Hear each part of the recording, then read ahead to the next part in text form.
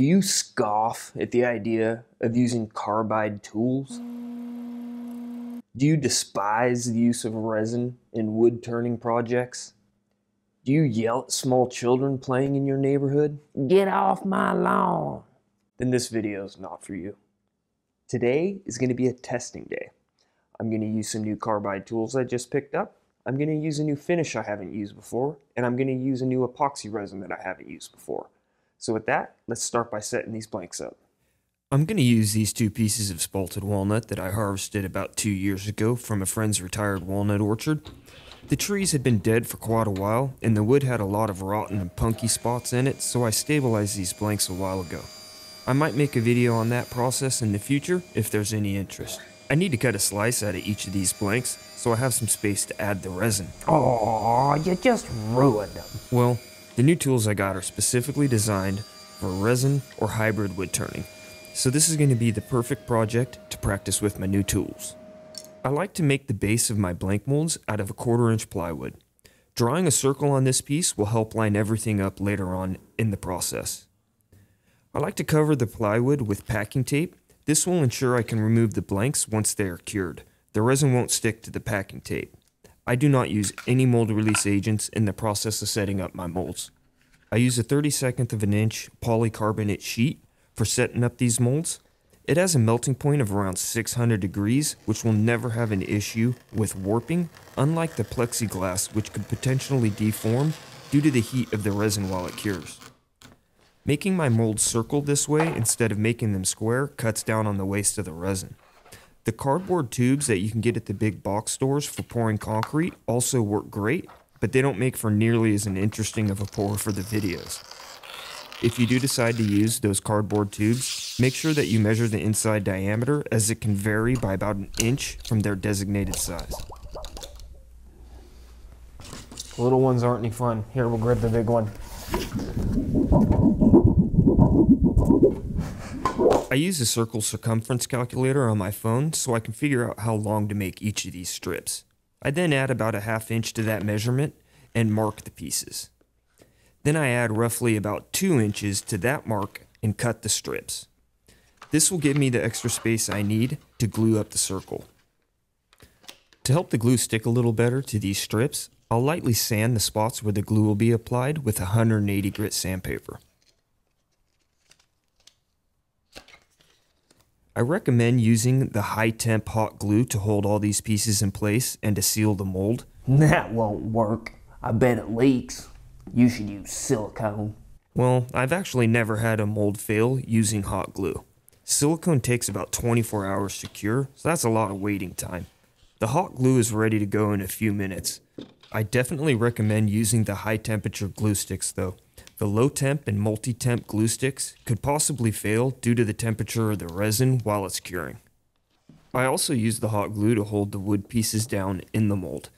This will help keep the pieces from floating up once the resin is poured, and also helps keep everything nice and lined up exactly how I want them to be.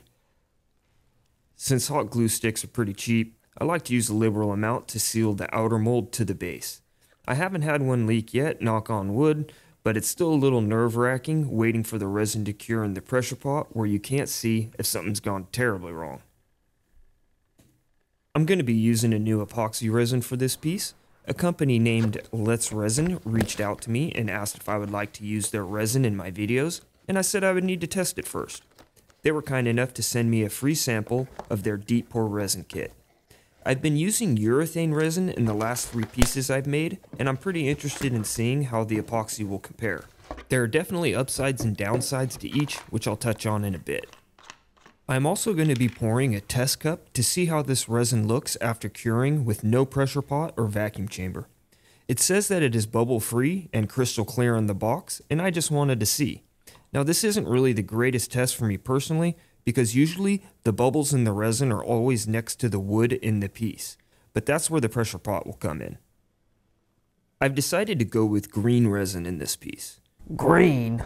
That'll look awful. Well, as far as colors go, it's a bit of a guess for me. I'm colorblind, and I think it's a big reason why I like the combination of wood and resin so much. The bright colors just jump out at me. Now, being colorblind doesn't mean that I see black and white. I just can't tell a lot of colors apart. Blue and purple are the same color to me, as well as orange and green, and so on. So when companies name the color of their products some extravagant name like shades of butterfly farts, it makes it literally impossible for me to know what color it is.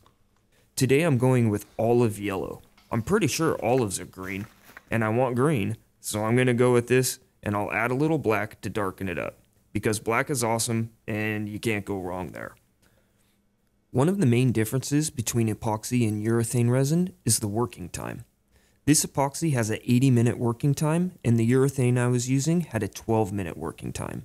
This means that the epoxy is a way less stressful pour, and there's absolutely no rush involved. One of the main downsides to using the epoxy is the cure time. It will take at least 3 days for this epoxy to cure in a pressure pot. The urethane was fully cured in 4 to 5 hours. Mixing multiple colors with the epoxy can also be a bit tricky, and I'm still working on the best ways to keep the colors separated.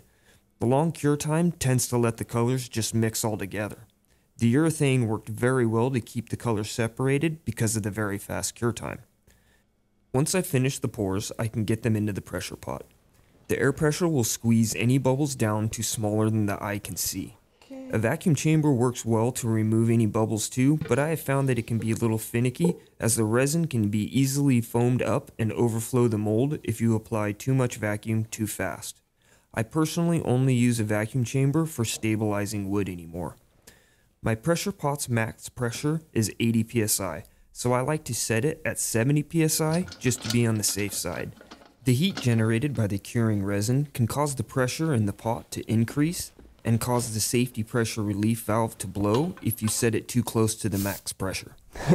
How'd you figure that one out, moron? Yeah, I may or may not have done that before. Set it at 10 psi below the max pressure and you won't have an issue. Do not remove the safety relief valve, or do it if you really want to. It's called natural selection. The last upside for using epoxy over urethane is how it reacts with the wood, or I guess the lack of reaction. The urethane can have a chemical reaction if there is any moisture in the wood and will make white foamy spots in the piece. This is extra noticeable in wood that isn't extremely dense and hard. It is almost necessary to stabilize all the wood if working with urethane, which pretty much makes the time saved from the fast cure irrelevant. In my experience, the epoxy doesn't have any negative effects with using any type of wood. I should have mentioned that I have a heating element installed on my pressure pot. This keeps the inside of the pot to around 80 degrees. This is only needed during the winter months where I live, as it's about 55 degrees in my shop and would cause the resin to take an extra long time to cure. Since I originally cut these blanks out on a circle cutting jig on my bandsaw, I have some nice center marks already in the blanks to reference where I need to drill the holes so they can be installed on the lathe. I also wanted to take a quick second to show that test cup of clear epoxy I poured. I was actually pretty surprised. It is very clear with maybe 3 micro bubbles in it. I don't even think you'll be able to see them in the video. Obviously, only time will tell if it yellows as it ages.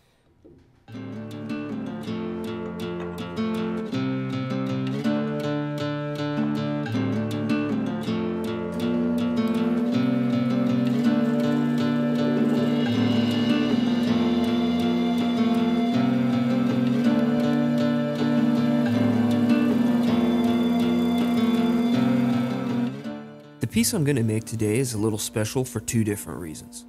First off, I am borrowing this design with permission from one of my favorite instructional wood turning content creators, Mr. Tomasic. I hope I got your name right, sir. The next reason is because I'm making this piece for myself. I generally give everything I make away to friends and family. This is a hobby that I enjoy to get away from the stress of the day-to-day grind. And while I really enjoy the oohs and ahs I get from the people that I give my pieces to, it's also nice to make something for myself for a change.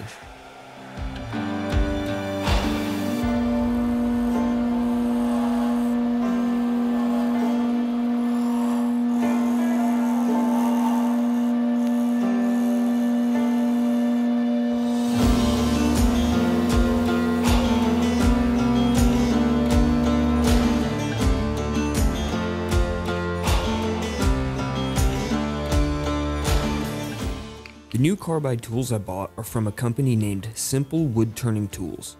I purchased all of these tools from their website. I have to say that I could feel the quality of this tool simply by holding it in my hand. The weight, balance, and feel of the handle just feels right. I was excited to try out this specific tool after a viewer commented in one of my previous videos that I was using the carbide tools wrong. I also have to say that he wrote this comment in the most polite way possible. I really appreciate it. It's not easy to tell somebody they're doing something wrong without coming across kind of snarky. Thank you very much, sir. Back in my day, I'd just taken the tool and beaten you with it. He explained that the carbide tools should be presented to the wood at 45-degree angles and not used as scrapers. But most carbide tools are sold with square stock, and most are even labeled as scrapers. I found the Simple Woodturning Tools website online and found that they had specifically designed tools to be used with resin. The tools have round stock and just seem to be like a well-designed tool. They even had some videos online about how to use them. Carbide tools. Real men use traditional tools. Takes skill to use those tools. While I agree that traditional tools definitely take more skill and technique to use, and that I'll never give mine up, traditional tools just do not work well on resin. There is a lot of tear out and chunking of the resin, and you have to sharpen them after every few passes. The carbide tools just perform way better when turning with resin. It comes down to the old saying, always use the proper tool for the job. So if there is resin involved in the piece, carbide tools are the proper tool in my opinion.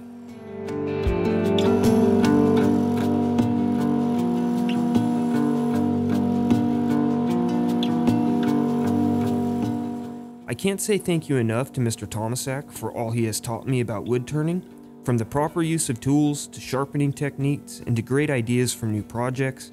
I truly appreciate all of the information that you've shared.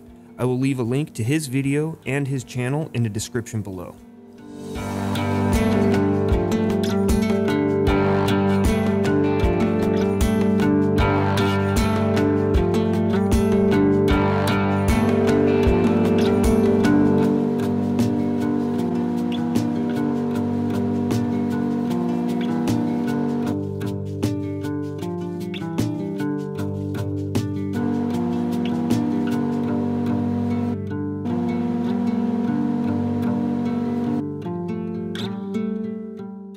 I'm using a new finish today that I've never tried before. It's called Waterlux Original.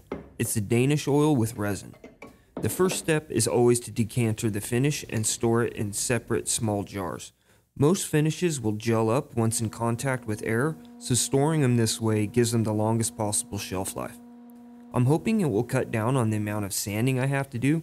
I usually sand roughly from 120 grit to 12,000 grit through each grit for what seems like forever, then polish and buff the piece. But still, if I look at it in the exact right light, I can still see some micro scratches in the resin. I'm hoping this finish will allow me to sand from about 600 to 800 grit, add the finish, let it cure, then polish and buff. The idea being that the resin in this finish will backfill the small scratches in the resin. Not sure how it will work or how it will look, but like I said in the beginning, this is a testing day. I might as well try a new finish on this piece too. The downside is this takes 24 hours between coats, and I'm assuming it will need at least 2 to 3 coats. So this small piece actually took me quite a while to complete.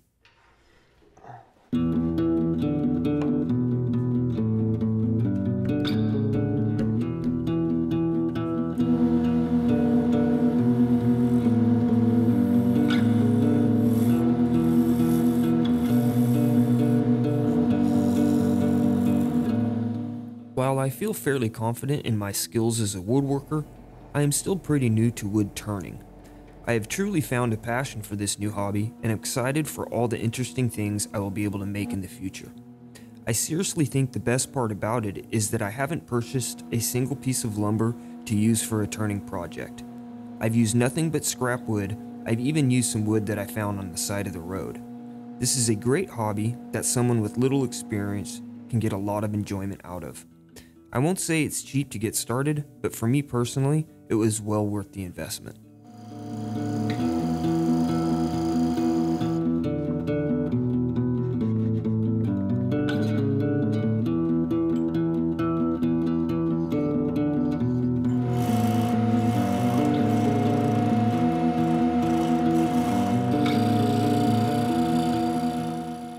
recap my testing day, I'll say the new tools from Simple Woodworking Tools are well worth every penny, in my opinion. They work great and were very comfortable to use. The deep pour epoxy resin provided to me by Let's Resin worked out perfect for my intended use. It was air bubble free after being in the pressure pot and turned extremely well on the lathe in combination with the new tools. I had zero chip out during the entire turning process of this piece. I think that's actually a first for me. While I definitely think the Waterlux finish has a place in my shop, I do not think it will be my go-to finishing product. I feel it would work great for using inside of hollow vessels where buffing and polishing can be difficult, but for smaller pieces and bowls, I just feel like I need to improve on my sanding and polishing technique. The 24-hour wait time between coats is kind of a deal breaker for me personally. It definitely gives an incredible shine and could be the best option depending on the specific piece being made.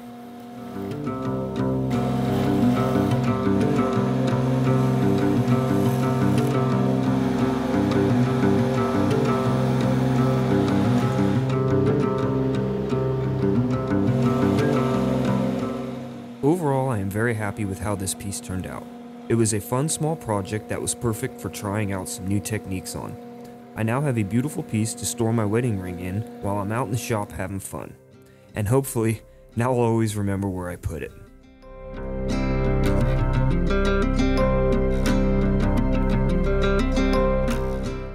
That was way too much work for something so small and useless.